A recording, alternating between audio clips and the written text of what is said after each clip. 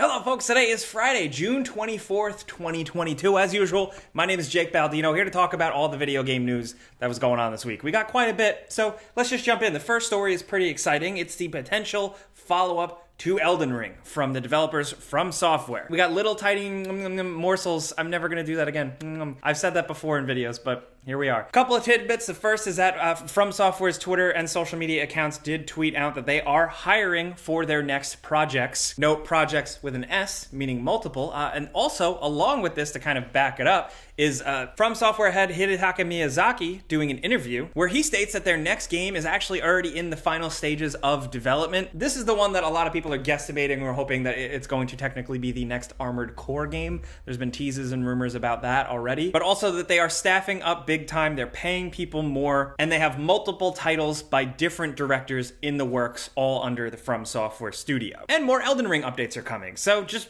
kind of good news all around. Small, like I said, but very interesting to see what they cook up next. A new Armored Core thing would be cool. I'd love to see them take on more sci-fi stuff again, but they really could do anything at this point, and people are probably at least gonna check it out. I mean, look at the success of Elden Ring. It's insane. What if they made a walking simulator? It'd be so hard. The scariest walking simulator. And in other news, it's that time of year. And by that, I mean Grand Theft Auto 6 rumors. All the time we talk about them, take them all, of course, with a grain of salt, but this newest one kind of reiterates and backs up some things that we've previously heard. This is from Matheus Victor BR and xfire.com, and the main gist is that the game is coming 2024. It's going to take place partially in South America and also a North American city, rumored Carcer City, which is very interesting if you're into Rockstar Games lore, but apparently there are going to be two protagonists, seemingly a brother and sister, in kind of like a dueling fates type of crime story. I'm not going to go too much further into it. I am going to link the full story in the description if you want to check it out, because like I always say, take this stuff with a grain of salt. But what I really mean by that is, like, you know, with every leak and rumor, it's fun to talk about and discuss, but never invest too much emotion or anything personal into it, because who knows? And the ideas that have been tossed around in a lot of these rumors, this kind of continent-spanning crime adventure, does sound cool, but, you know, I don't want to get my hopes up for something where they might be working on something completely different. Who knows? The way I look at it is that it's probably still going to be a long time anyway, so whatever, dude. Now, piggybacking off of Rockstar Games and Grand Theft Auto, let's talk about something that I truly loved and I thought was totally underrated. The Scarface game. Dude, that game had no right being as good as it was. Yeah. What a miracle. Yeah. It was goofy, it was crazy, it was wild, a lot of people liked it, and that was really it. It was a miracle that the game was made. It was great that it actually turned out to be pretty fun. And apparently there was a sequel in the works. This comes thanks to Mafia Game Videos for some pretty great work here, unearthing some stuff. So definitely check out his full video. Highly recommend it, specifically because he does have early gameplay footage of it that I don't want to show here. You know, we don't want to get our video flagged or taken down, but he's the brave soul who has been unearthing this stuff, and apparently it is essentially more crazy what if Scarface stuff. Scarface, the game, actually took place after the events of the movie, where he just survived and was pissed and wanted to rebuild his empire. Scarface 2 then continues that story where the heat in Florida is too much with all the drug stuff going on, so he decides to take his business to Las Vegas, and it's basically Tony Montana takes Las Vegas, and seems like a really cool idea. Apparently it just got shelved because at the time Activision was working on too many other open world games at the time, but just the story, it sounds fun, and the way the games worked, they were in a world of Grand Theft Auto copycat clones at that time period. This just embraced the fun and stupidity of it all. It was just a fun little third-person shooting. Also, like, you're looking at something like this, I don't think we're ever going to actually, like, see, we're never probably going to get another Scarface game, so enjoy this while you can. Also, in case you missed it, a new AAA game studio has opened.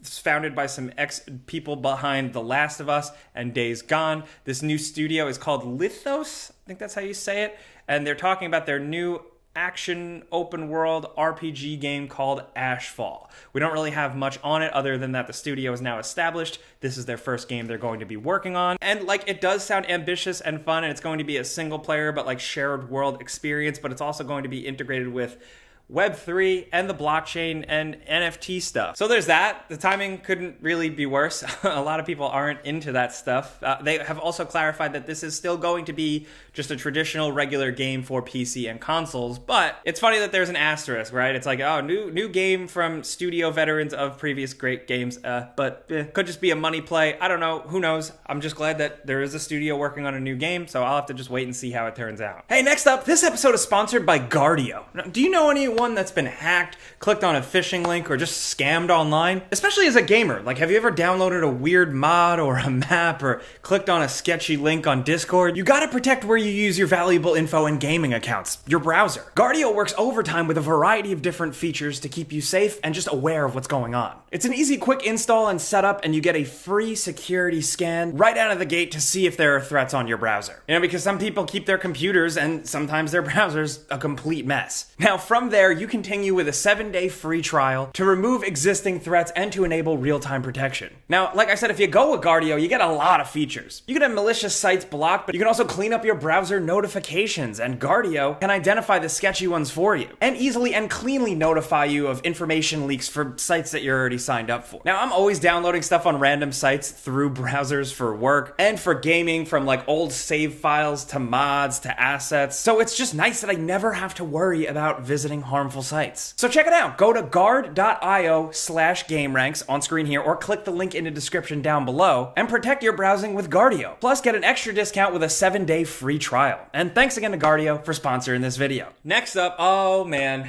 the ultimate pain that I feel. Now, I made a whole video about this on my channel, so I apologize if I'm repeating myself, but Andy THPS, the Twitch streamer, did an interview with Tony Hawk, the man himself, where Tony Hawk actually went into detail saying that Vicarious Visions and Activision, like there was a plan to make Tony Hawk 3+4 remastered after the success of 1 and 2 remastered. As a diehard fan of the series, I thought they really cracked the code with the gameplay. It was a perfect rebuilt version of the classic games, and I was excited for a 3 and 4. A lot of people were, but he said, you know, because of Vicarious Visions and how it was absorbed into Blizzard to just work on other Activision Blizzard support games, it's not going to happen. Apparently, Activision did also even take pitches and hear pitches from outside studios what they would do for a Tony Hawk game, but they didn't go for any of them. The cynical side of me would say, oh, probably because they didn't involve, you know, any interesting monetization things. But either way, it just sucks. Like we were this close. We were this close to greatness. But you know, at least out in this world, there is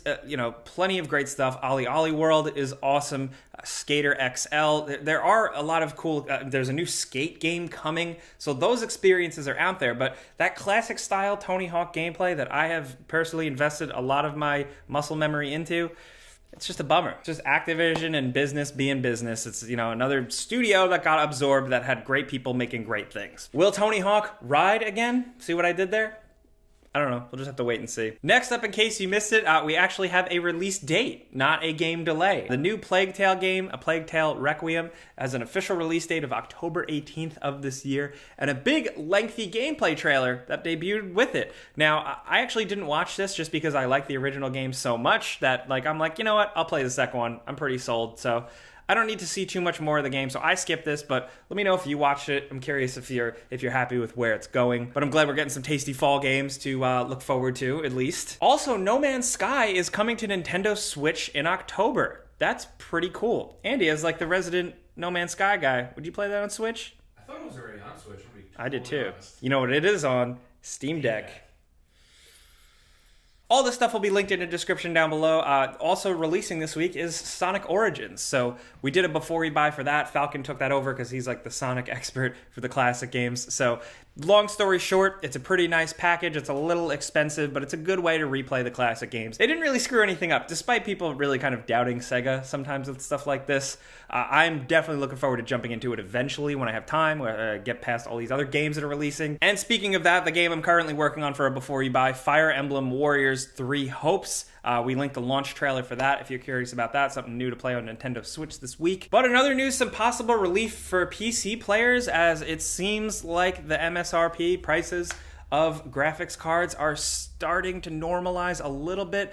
This has been connected apparently because of the crypto NFT crashes that have been happening lately, making mining less of a profitable thing. So people are apparently offloading tons of graphics cards, and really their availability is also just getting a little better. I've seen memes, I've seen images pass around of stocked shelves of GPUs. I personally myself haven't seen that yet, but it's something kind of nice, especially considering, like, we've talked a lot about this, but even with console manufacturers still saying it out there, that like this whole chip shortage manufacturing worldwide issue is still going to continue for a little bit, seemingly past this holiday season is what I've seen most recently. So if there's at least a little bit of wiggle room now with graphics cards, that helps. I know a lot of people that are sitting on a fried GPU, but still don't want to pony up all the cash for a new one because it has been pretty bad out there. But hopefully now this is the start of a light at the end of the tunnel. Oh, and one other last fun video game history story I wanted to talk about is the fact that Sega programmer Yuji Naka seemingly just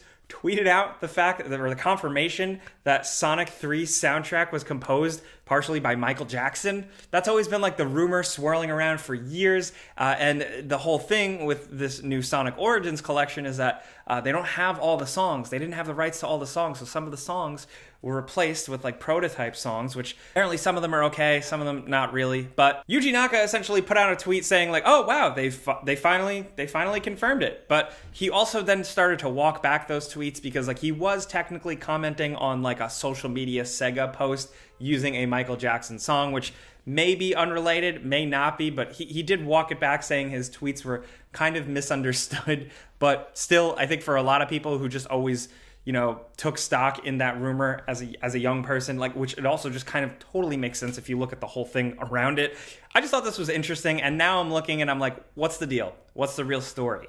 Is that the closest we have to the real story, or was this just a oopsie whoopsie tweet? Oopsie doopsies. Oopsie whoopsie oopsie doopsies. If you think about it, every tweet is a whoopsie. But I will link that story and his follow-up statements in the description if you want it explained. It is really fascinating stuff. So yeah, video games, the history behind them, and the story of how they're made, like, just never ceases to amaze me. I guess that's why I'm doing this. But that's all the news stuff going on this week, so I definitely want to hear from you guys what you think about all the stories, specifically the GTA 6 rumors. What do you think, man? Bullshit? More hearsay? Or are the puzzle pieces starting to line up? Are you like Charlie with all the conspiracy Pepe Sylvia stuff behind you? What do you think about that canceled 2008 Scarface 2 game? I would have played the hell out of that, dude. Are you like me? Are you as upset, butthurt, if you will, about the fact that we almost got a Tony Hawk 3 and 4 remake and now we don't? Also, in terms of Fromsoftware's new game, what do you think they're working on? Well, really, what would you like to see them work on? What type of genre, what type of setting